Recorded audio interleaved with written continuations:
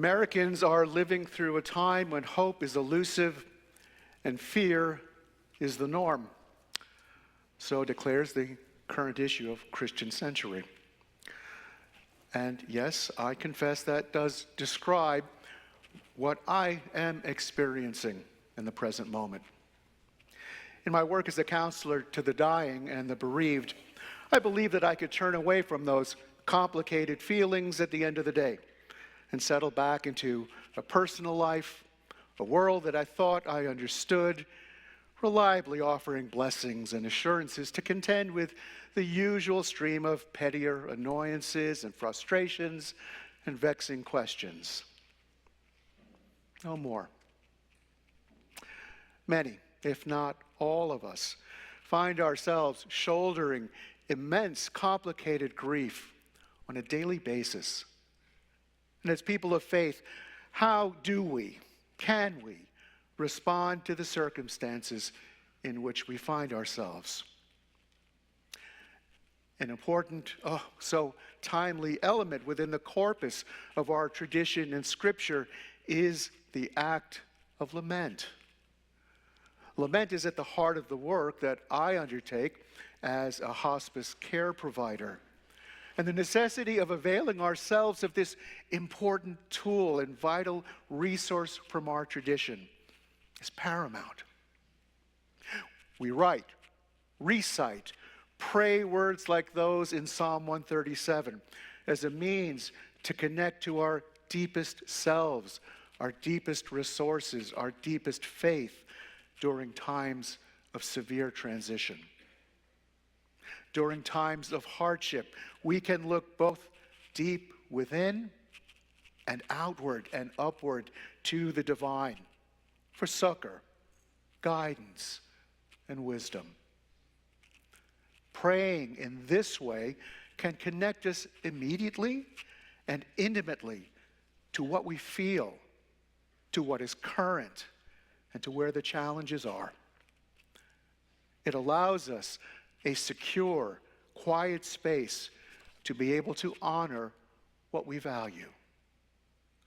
In honoring, we acknowledge and we celebrate.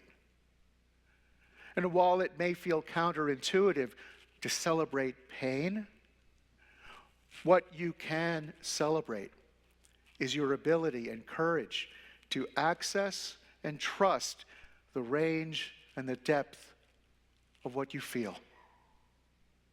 Science is telling us that the brain is a complex plastic organ, and it's becoming even more apparent now how it can become hypervigilant, triggered by trauma, confused, disorganized, and overwhelmed. Our nervous systems are operating at warp speed, and we're not yet fully equipped with the tools adequate to navigate through the current obstacles of life. And numbing our feelings due to that overwhelm turns them off, and we can become accustomed to moving through the world unconsciously, detached, disassociated from them and it. But as natural feelings of suffering and of pain are acknowledged, your being, body, heart, mind, spirit, will rejoice in its ability to be in the world as it is. This being is a magnificent thing. When its systems come back into alignment, it can bring a feeling of relief and security as it begins to operate as nature intended. Our task is to create that mindset for those deeper processes to take place. If I've learned anything through my end-of-life work, it's that we can actually cultivate a deep gratitude toward grief. Symbolically, it might take the form of a dark and mysterious force in a mythological novel, ushering us on a journey in order to know the full depth of our capacities. Such journeys can prove to be fruitful, showing us that we are emotionally much stronger than we give ourselves credit for. Making the pilgrimage with grief is ultimately strengthening. Meeting with grief can feel like walking through cobwebs into an alternate world, seeing the bones and the wounds and bravely offering to tend them. Facing grief asks you to empathize with your pain, the pain of others, Earth's pain too. Grief deserves your resources, just as fun and joy deserve a place in your vast cosmology of emotions. It is worthwhile to make time and space for sifting through the hurts and healing them. Strengthening our relationship with grief means making a friend of loss. Now, why would anyone want to be friendly with the pain of loss? Because it is an inevitable part of life. And to be enemies with loss is to reject a part of ourselves. The pain of loss is real, and yet we desire to sweep it away, to move on from it. We're routinely cultured to get on with it from an early age, instructed not to waste time lingering in negativity. When the alternative is avoidance, we actually become more fragile, though we're taught to believe the opposite. Grief remains in the systems of the body, informing our lives in subtle and subversive ways in the form of fear, anxiety, and depression. The whole map of our lives changes when grief is stored away silently. It directs our decisions, impairs or inflates our willingness to take risks, and continues to have its way with us. Toxic, amputated, dishonest, denied, neglected, mutated grief causes disharmony in the body and in the spirit. Grief doesn't bite. It's a natural and a normal way of dispersing energy through our being's wise and impeccable systems. It is not dangerous unless it's acted out in harmful and neglectful ways. How could it be harmful to be honest about how one is feeling? It is simply the confession of what it was really like then and what it feels like right now. It is not the plague of darkness that it is made out to be. What a relief. We are vaster than we give ourselves credit for. We must feel the true emotions of a circumstance in order to be complete with it. There's no timeline, no way to know what this will look like on a calendar. Completion happens in stages. We know we're healing when we have more light days than dark. The darkness requires patience and willingness to pan for the golden wisdom of experience. The predominant message we hear and repeat to ourselves is to keep it together. My experience tells me that grief necessarily entails falling apart. It doesn't sound like a process that lends itself to keeping together. Moving feelings through our being creates wellness, like a cleanse. Held in, it becomes stagnant and constipated, a breeding ground for emotional and mental bacteria, thought parasites, dis-ease.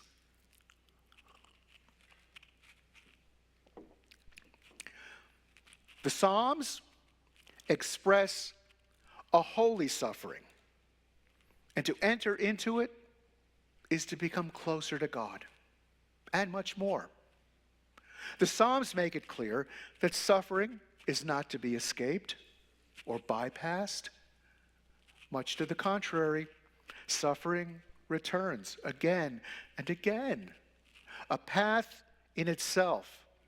And through the very suffering and the admission of suffering, the letting go into suffering, and the calling out from it, mercy and peace can come.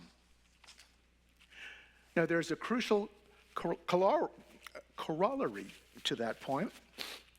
If suffering is a path, then those who suffer are to be honored.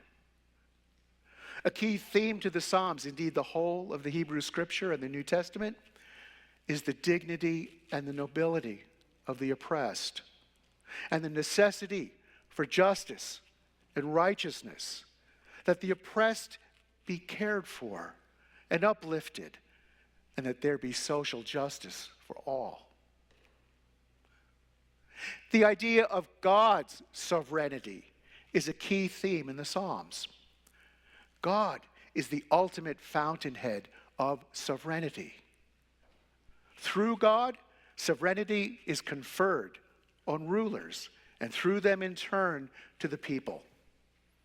With sovereignty, there is honor, reality, and a secure place to be, the possibility of wholeness and salvation, a way to live. With sovereignty, exile in the world ends, and one comes home. The most powerful Psalms seem to yearn for the sovereignty that only God can confer, to praise it where it's present, and to lament it when it's gone, to evoke constantly God's presence and praise God's name, all because of the potency of sovereignty, a spiritual authenticity, a deeply felt but almost indefinable quality of meaningfulness that is the highest potential of our human experience. It is as if the human being exists but doesn't live, is physically present but spiritually dead, if this quality of sovereignty is absent. Our rituals, our songs of lament, are essential for the survival and well-being of both individuals and communities. If grief, whether for death or disaster, is not expressed, it will be repressed and continue to produce pain, depression, and anger. People of faith have continued to find in these ancient expressions the means to articulate their own grief. And in the process, we can lift up our joint responsibility to meet and respond to these occasions with one another and with God. Today's psalm is characterized by two sentiments: the enormous sorrow of being in exile and an unceasing devotion and loyalty to Jerusalem, the sacred of what once was. It was composed by those who'd been taken into exile following the destruction of Jerusalem by the Babylonians under Nebuchadnezzar in 586 BC. The city, its temple, lay in ruins. Its glory was only preserved in the memory of those who had once stood within its gates. The opening verses express the sorrow, the heartache felt by exiles who sat by the irrigation canals in Babylon and remembered Zion, the mount on which the temple was constructed. The time and the memories were so painful. They could no longer sing or celebrate, and they hung their musical instruments on trees. The captors only increased their grief by taunting them, requesting they sing one of these joyous affirmations of Zion. And those songs, which are recorded in other places in the Psalms, proclaim the greatness of Jerusalem, declared that Zion would always be protected and defended by God. And now, in exile, the people were forced to recognize that the Jerusalem had not been inviolable, so sacred that it could not be undermined and overthrown. With a faith expressed in such songs, threatened by the realities of assault by armed forces, this was no time for song, and especially not in what was now a strange land.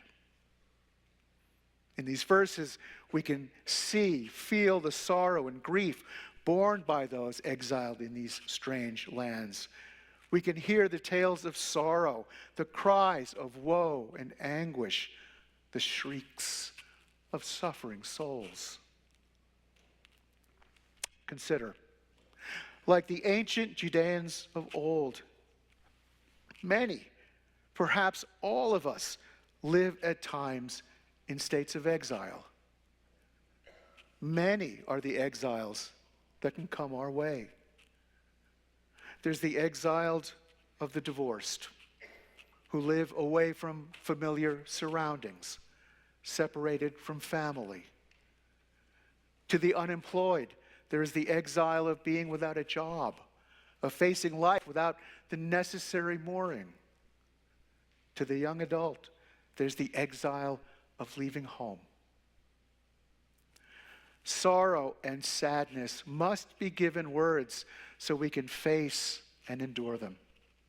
Although there may be some value in a stoic acceptance of sorrow, a certain nobility in the acceptance of misery, modern psychology and ageless common wisdom stress the need to let go with our feelings, to verbalize our pain and our grief. Grief and sorrow that go unspoken may break the heart that seals them in and hugs them tight. Tears are a normal part of life, as laughter and joy. When the occasion calls for tears, we should let them flow. The time to sit by the waters of Babylon and weep comes to everyone. Our prayers, when the tears flow, can renew our hopes, preserve our faith. These psalms speak to the larger, perennial currents in human hearts, acknowledging the adversities of life and addressing the ultimate, which comes then to be so intimate. We find meaning there where we are, where we find ourselves. If we open ourselves, we do not turn away, we might see that other truth. Hurt and wrong, yes, but also something vastly more, like a gentle touch, like a kiss, like arms which embrace. Here is the meeting of heaven and earth. Here in the cracks, in the broken places, in the valley of the shadow of death. This is where we meet the divine, the real, the true. Here is where we find the meaning of this kind of prayer or lament. It is my heart reaching out to the holy. And when it is real, the true, it reaches out to me.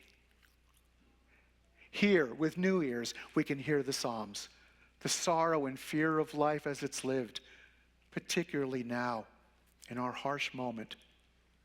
And this is so important. At the very same moment, I can hear a secret joy and a true comfort.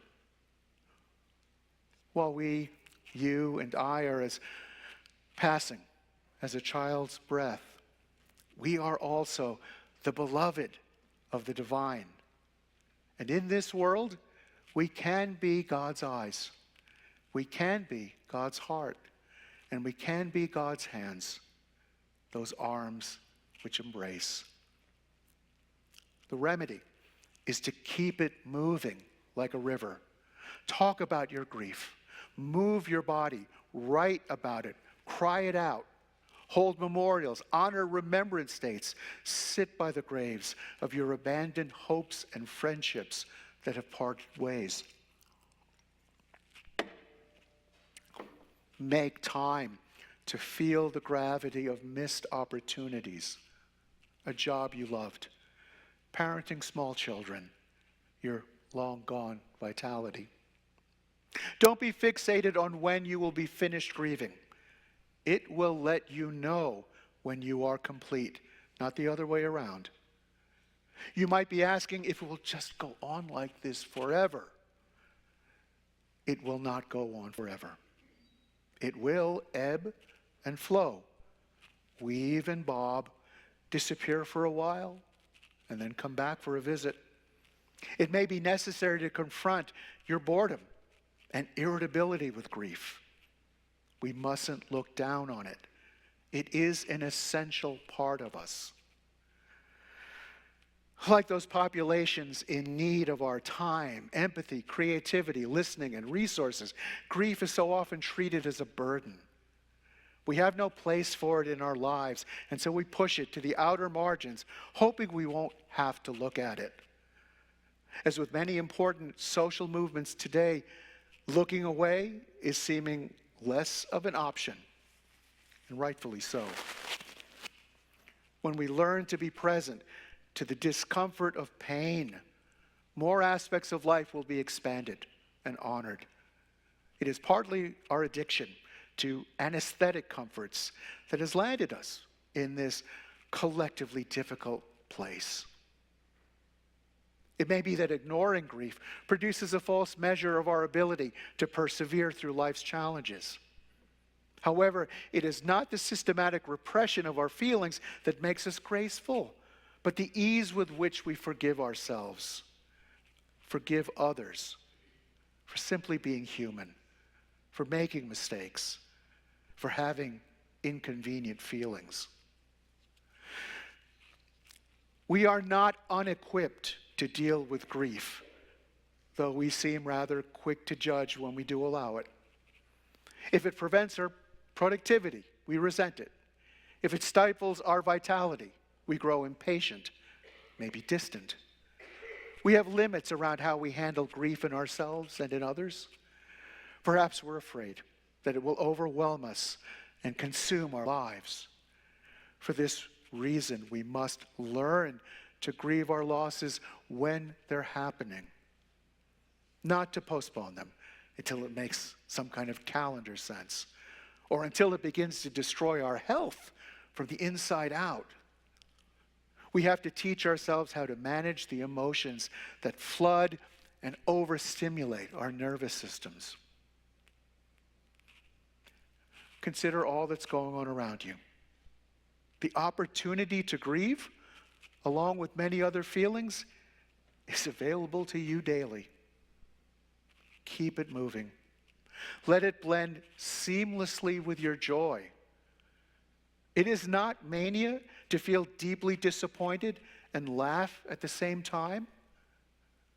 We are deeper containers than we think we are. Make a conscious effort to discover how to hold both at the same time. Grief comes in waves, crashing over us and then subsiding for a time.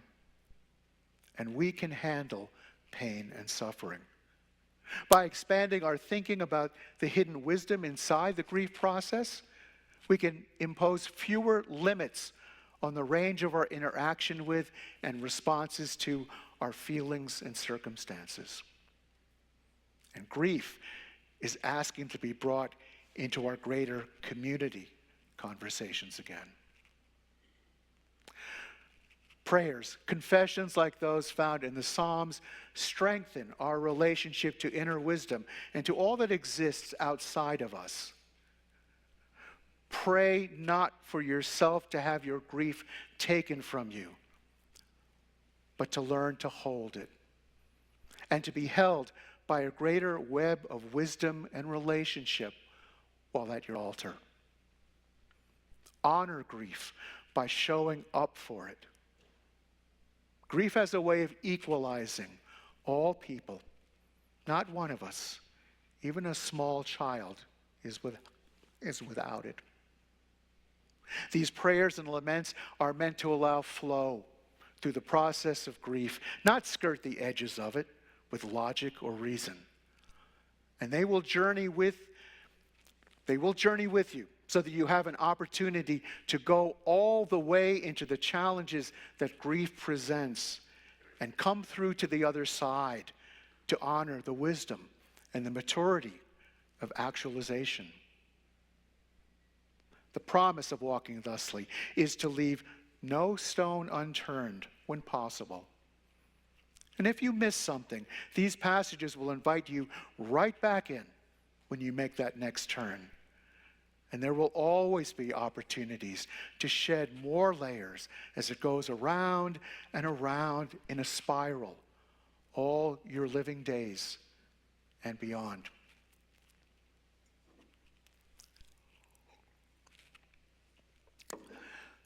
There is an ancient Breton fisherman's prayer that was regularly printed on the worship bulletins of a congregation I served once.